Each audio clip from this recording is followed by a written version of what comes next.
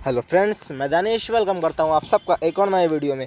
आज हम बात करने वाले हैं ग्लोबल वार्मिंग के बारे में। आज के दौर में कोरोना वायरस के बाद हमारी सबसे बड़ी प्रॉब्लम है ग्लोबल वार्मिंग, जिसकी वजह से बरसात के मौसम में भी हमें समर जैसी गर्मी महसूस हो रही है। ग्लोबल वार्मिंग को हम इस तरह कह सकते हैं कि अर्थ के क्लाइमेट सिस्टम का बढ़ता हुआ एवरेज टेम्परेचर, जिसे ग्लोबल वार्मिंग कहते हैं। बारिश के पैटर्न, एक्सट्रीम वेदर, मौसम के आगमन और अन्य में बदलाव आ रहे हैं। कलेक्टिवली ग्लोबल वार्मिंग और इसके प्रभाव को क्लाइमेट चेंज कहते हैं। ग्लोबल वार्मिंग जिसकी वजह से नॉर्थ पोल और साउथ पोल के बड़े बड़े ग्लेशियर मेल्ट हो रहे हैं। सी लेवल दिन प्रतिदिन बढ़ रहा है और कहीं कहीं जगहों पर तो तेज़ाबी बारिश भी हो रही है। और जिस तरह सी लेवल में इजाफा हो रहा है, कुछ सदियों में तो अर्थ पूरी तरीके से पानी में डूब जाएगा और हम ह्यूमंस के अस्तित्व को भी खतरा हो सकता है। इसलिए हमें ग्लोबल वार्मिंग को कंट्रोल करने की ज़रूरत है। ग्लोबल वार्मिंग हम इंसानों का ही बनाया हुआ है। हमने लगातार पेड़ काटे, फैक्ट्रियाँ बनाई, जिसकी वजह से कार्बन डाइऑक्साइड को निकलने का कोई रास्ता नहीं मिला। ग्लोबल वार्मिंग दो गैसों की वजह से होता है, जिन्हें कार्बन डाइऑक्साइड और मीथेन गैस कहते हैं। इन दोनों को अगर कलेक्टिवली कहे तो इसे ग्रीन हाउस गैसेस भी कहते हैं।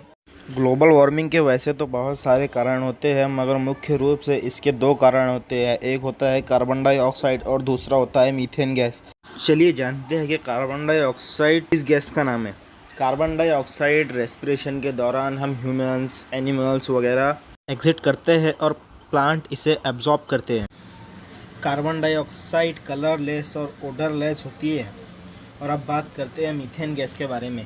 मीथेन गैस भी कलरलेस और ओडरलेस होती है। ये गैस कुछ तौर पर नेचुरल और कुछ तौर पर हम इंसानों की एक्टिविटी से पैदा होती है।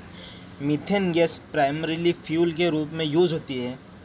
मीथेन गैस को गाड़ियों में सीएनजी गैस के रूप में यूज़ करते हैं और इसका इस्तेमाल घरों में खाना पकाने के लिए भी होता है। ऑर्गेनिक केमिकल बनाने में भी मीथेन गैस का इस्तेमाल होता है। ये गैस कॉमनली लैंडफिल्स, दलदल, सेप्टिक टैंक और नालियों में पाया जाता है।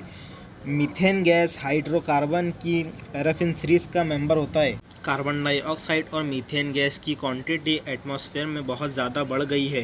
ये सूरज की किरणों को अर्थ तक आने तो देती है, मगर जब अर्थ इसे सनसेट के बाद बाहर निकालना चाहता है तो मीथेन गैस और कार्बन डाइऑक्साइड इसे बाहर जाने से रोकती है और इसकी वजह से अर्थ और भी ज़्यादा गर्म हो जाता है।